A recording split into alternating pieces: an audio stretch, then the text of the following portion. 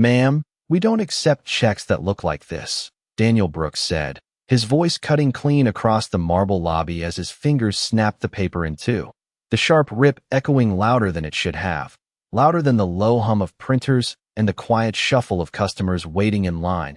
And for a moment, everything stilled, like the air itself had paused to listen, while Evelyn Carter stood there in her worn navy coat, her small leather purse held close to her side, eyes steady but soft, as if she had heard far worse in her 72 years and had simply learned not to react to it. The fluorescent lights above casting a pale glow across her silver hair, neatly tied back, her shoes sensible and slightly scuffed from walking 6 city blocks to get here, because the bus line had been down again, because the hospital bill folded in her purse couldn't wait another day. And Daniel didn't look at her the way someone looks at a person.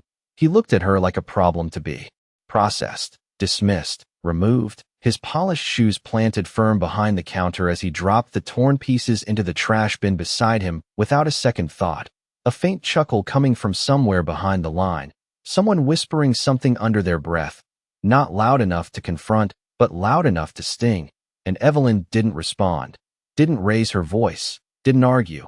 She simply stepped forward, slow and careful, her hand reaching down into the bin as if she were retrieving something fragile, something valuable, her fingers brushing against crumpled receipts and discarded envelopes until she found the pieces, lifting them one by one, smoothing them gently between her fingertips, aligning the edges with quiet precision, as though the act itself mattered more than anyone in the room understood.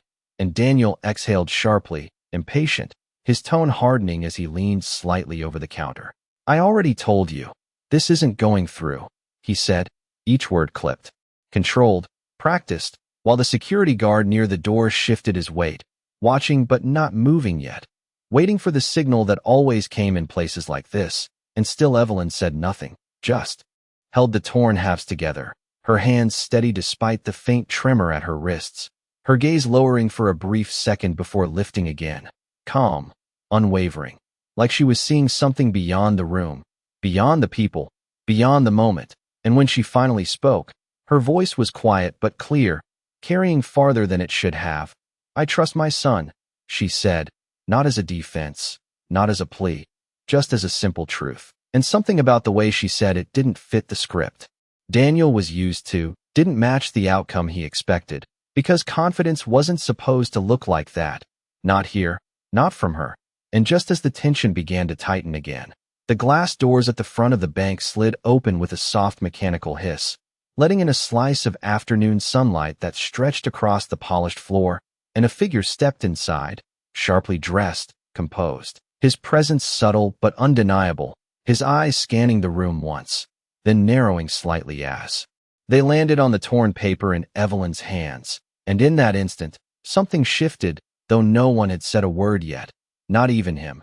And Daniel didn't notice it, not right away, because he was already turning back to his screen, already moving on, already assuming the moment was over.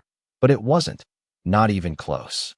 The man who had just entered did not speak right away, and that silence carried a different kind of weight, not loud, not demanding, but precise, as if the room itself had shifted to make space for him, his shoes moving across the polished floor with measured steps while a few heads turned instinctively, sensing something they could not yet explain.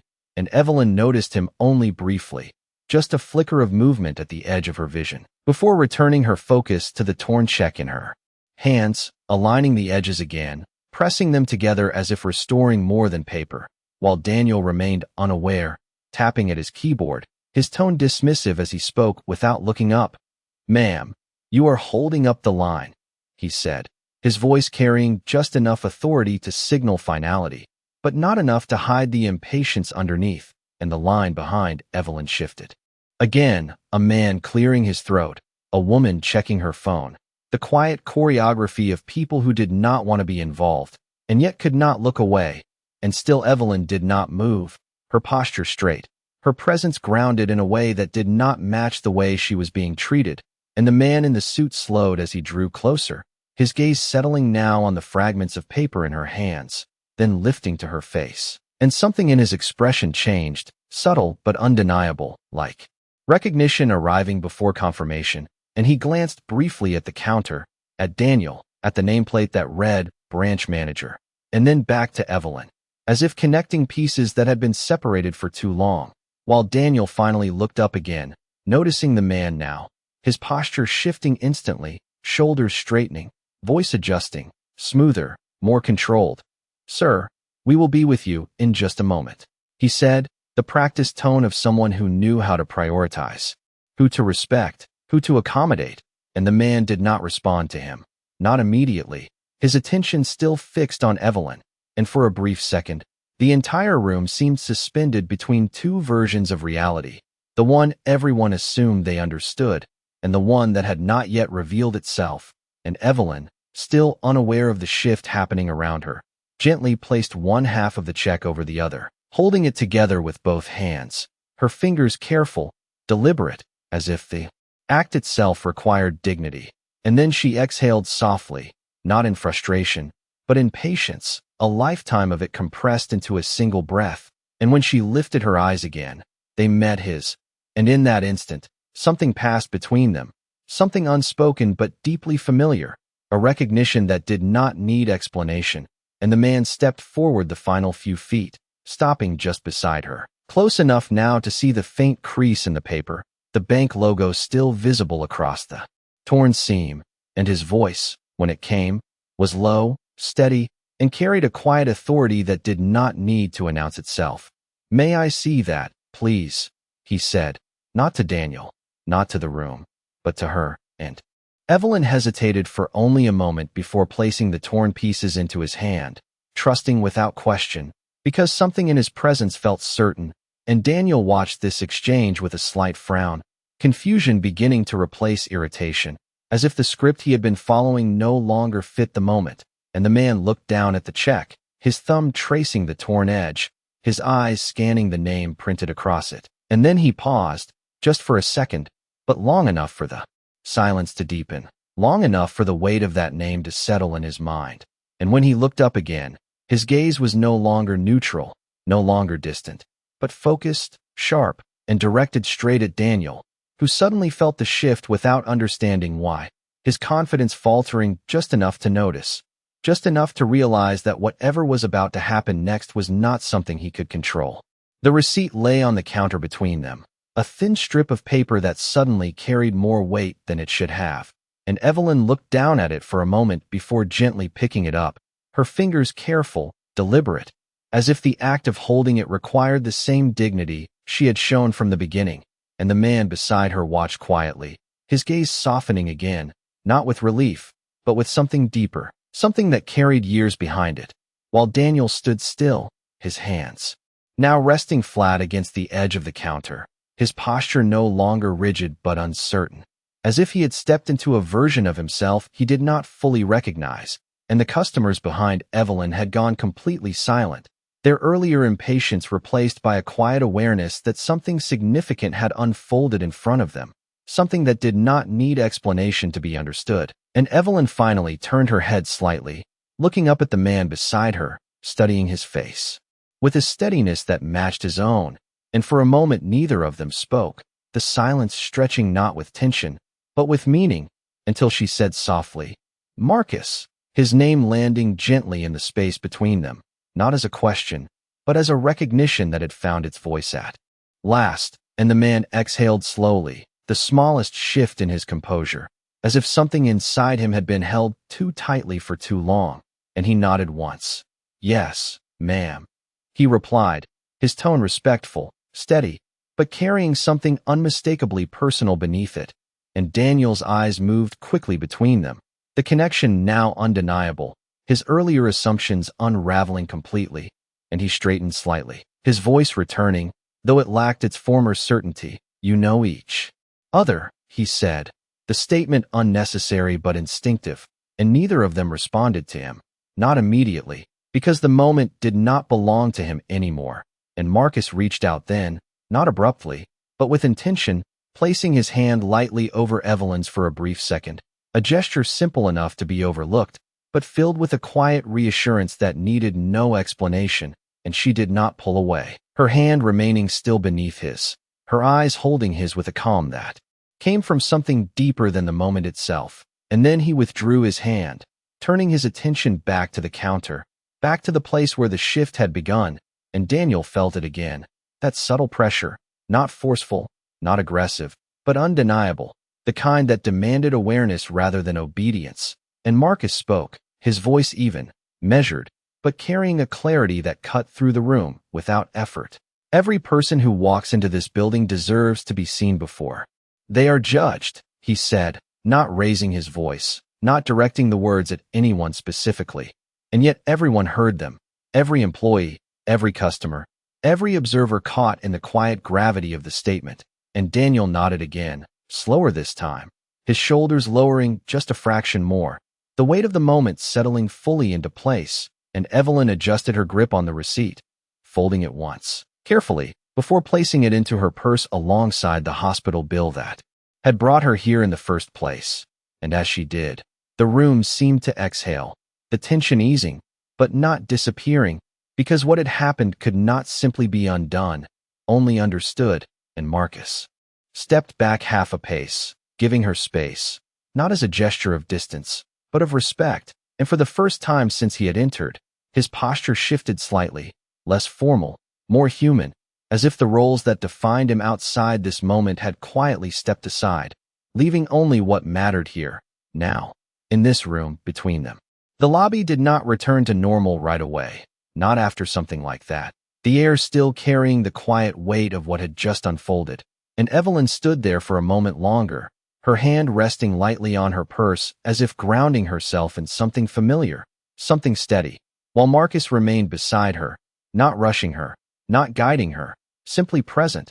And the light from the glass doors stretched across the floor again, catching the edge of her shoes, the faint crease in her coat, the small details that had gone unnoticed before and now seemed impossible to ignore.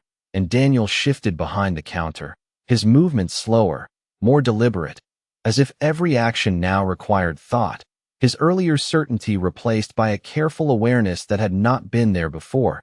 And he glanced once more at Evelyn, not with dismissal, not with impatience, but with something closer to reflection, as if he were seeing her clearly for the first time. And the security guard near the entrance relaxed his stance slightly, the tension leaving his shoulders in small, quiet increments, unsure of what role he was supposed to play now that the moment had changed direction. And one of the customers in line stepped back half a pace, giving Evelyn space as she turned toward the exit, not hurried, not hesitant, just moving with a calm that belonged entirely to her. And Marcus walked beside her, not ahead, not behind, matching her pace exactly, the distance between them, measured not in steps, but in understanding. And as they reached the glass doors, she paused, her hand hovering near the handle, the sunlight bright against the surface. And she looked at him again, her expression thoughtful, composed, carrying years of unspoken things that did not need to be said here. And he met her gaze with the same quiet steadiness, the kind that did not demand forgiveness, did not ask for anything, only acknowledged what was already there. And for a brief second, the noise of the city outside filtered in through the glass, distant traffic, a faint horn, life continuing as it always did, unaware of the shift that had taken place inside. And Evelyn nodded once, a small motion, but complete, as if closing a circle that had remained open for far too long. And she pushed the door gently, stepping into the light without looking back, her figure moving into the brightness of the afternoon, while Marcus remained just inside for a second longer, his hand resting lightly on the doorframe, watching her go with an expression that did not change, but carried everything beneath the surface. And behind him, Daniel stood still, his reflection faint in the glass, his posture no longer rigid, no longer certain, as if he had been left with something heavier than a mistake, something that could not be corrected with a simple action or a single word. And the printer beside him had gone silent, the counter still, the line unmoving. And in that quiet, the difference between power and respect settled into the room without being spoken. And Marcus finally stepped forward, holding the door open just long enough for the light to fall across the floor once more before letting it close softly behind him. The sound gentle, final, and the bank, for the first time that day, felt completely still. The afternoon light stretched long across the sidewalk as they continued walking, the rhythm of their steps settling into something quieter, more familiar. And for a while neither of them spoke, not because there was nothing to say, but because what needed to be said had already begun to take shape in the space between them.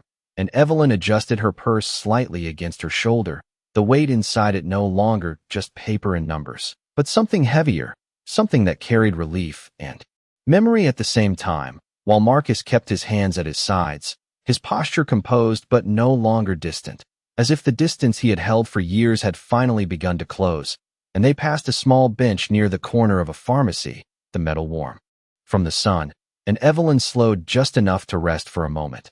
Lowering herself carefully onto the seat with a quiet exhale, her movements deliberate but steady, and Marcus remained standing beside her at first.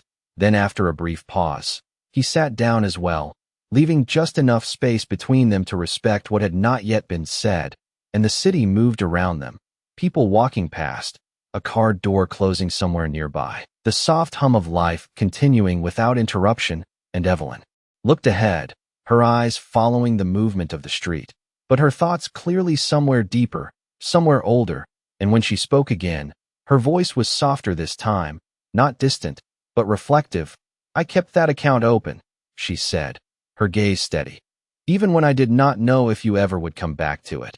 And Marcus lowered his head slightly, his hands coming together loosely in front of him, his fingers interlacing for a moment before stilling, and he listened without interruption, without explanation, because this was not a moment to respond quickly, and she continued. "Every month, I put something in, even if it was just a little," her lips pressing together briefly before easing again. "Not because I needed the money, but because I believed you would need a place to return to." And Marcus inhaled slowly, the weight of her words settling into him, deeper than anything that had been said inside the bank. And he looked at her then, really looked, not as a presence beside him, but as the person who had carried something for him when he had not been there to carry it himself. And his voice, when it came, was quieter than before, but clearer. "I did not know how to come back," he said, not offering it as an excuse, but as a truth he had finally allowed himself to say out loud. And Evelyn nodded once, a small, understanding motion, her expression unchanged, not because she did not feel, but because she had already lived through the part where feeling needed to be shown, and the silence that followed was not empty. It was full of everything that had not been spoken before this moment. And Marcus reached into his jacket then, pulling out a simple card, not formal, not official, just a clean piece of paper with a number written on it. And he held it in his hand for a second before offering it to her, his movement slow, intentional, and she looked at it, then at him, and took it without hesitation, sliding it into her purse beside the folded receipt, placing it with the same care she had shown from the beginning. And as she did, something settled between them, not resolved, not finished, but real, present, and finally acknowledged. And Marcus leaned back slightly, his shoulders relaxing in a way they had not since he entered the bank, and he looked out at the street, then back at her, his voice steady again, but carrying something new beneath it, something that had not been there before. "You should not have had to prove anything in there," he said quietly, and Evelyn gave a faint smile, not wide, not bright, but enough to be seen. "I was not proving anything," she replied, her tone calm, grounded. "I was just being who I have always been." And Marcus held her gaze for a moment longer, understanding that now in a way he had not before, and the sunlight shifted slightly, casting a softer glow across the bench, across their hands resting quietly in their laps, across a moment that did not need to be louder to be important. And somewhere behind them, the bank remained where it was, unchanged in structure, but no longer the same place it had been before they walked in. And as they sat there, side by side, the distance between past and present felt smaller, not erased, but bridged, one quiet moment at a time. The sun had begun to dip just slightly, softening the edges of everything it touched, the light no longer sharp but warm, settling gently across the sidewalk, the bench, the quiet space where they still sat. And for a moment neither of them moved, not because they were unsure, but because the stillness itself had become meaningful, something neither wanted to interrupt too quickly. And Evelyn rested her hands in her lap, her fingers loosely folded, her posture relaxed in a way that had not been visible earlier, while Marcus sat beside her, his shoulders no longer carrying the same invisible weight, his gaze drifting briefly across the street before returning to her, as if reminding himself that this moment was real, that it was not something he could postpone again. And the sounds of the city continued around them, steady, indifferent, a passing bus releasing a soft hiss of air, footsteps crossing the pavement, voices blending into the background, life moving forward without pause. And yet within that motion, something had slowed. Something had settled into place between them, and Evelyn finally stood, not abruptly, but with a quiet sense of completion, adjusting her coat slightly as she rose. And Marcus followed a second later, mirroring her movement without hesitation, and for a brief second they stood facing each other, not as strangers, not entirely as family either, but as two people who had crossed a distance that could not be measured in miles or years alone. And she reached into her purse, her hand brushing past the folded receipt, the hospital bill, the card he had given her, and she paused there, just for a moment, before closing it again, as if choosing to carry all of it together, not separately. And when she looked at him, her expression was calm, grounded, but softer than before. "I have somewhere to be," she said, her voice steady, practical, the kind of sentence that held both an ending and a continuation at once. And Marcus nodded, understanding without needing more detail, his hands slipping into his coat pockets briefly before falling back to his sides, uncertain, for just a fraction of a second, and then certain again, and he stepped slightly to the side, giving her space to pass, not as a formality, but as a gesture of respect. And as she walked past him, her shoulder nearly brushing his, she paused just enough to place her hand lightly against his arm, a touch brief, gentle, but filled with something that did not need to be named. And then she continued forward, her step steady, her figure moving down the sidewalk into the soft glow of the late afternoon. And Marcus remained where he was, watching her go, not with regret, not with urgency, but with a quiet awareness that something important had not ended. It had simply changed shape. And behind him, far down the block, the bank stood with its glass reflecting the fading light, its doors opening and closing as customers came and went, unaware of what had shifted inside it earlier, unaware that something as simple as a torn piece of paper had revealed something far greater. And Marcus turned slightly, his gaze lingering on the reflection for a moment, before looking back down the street in the direction Evelyn had gone. And he took a breath, slow, steady, the kind that marked not closure, but beginning. And then he started walking, not to catch up, not to lead, but simply in the same direction, his steps unhurried, his posture calm. And as the distance between them remained, not closing, not widening, just existing, the light stretched longer across the pavement, their shadows moving forward together, side by side, without needing to touch. And in that quiet movement, there was no need for words, no need for explanation, because what mattered had already been seen, already been understood, and the rest would come in its own time.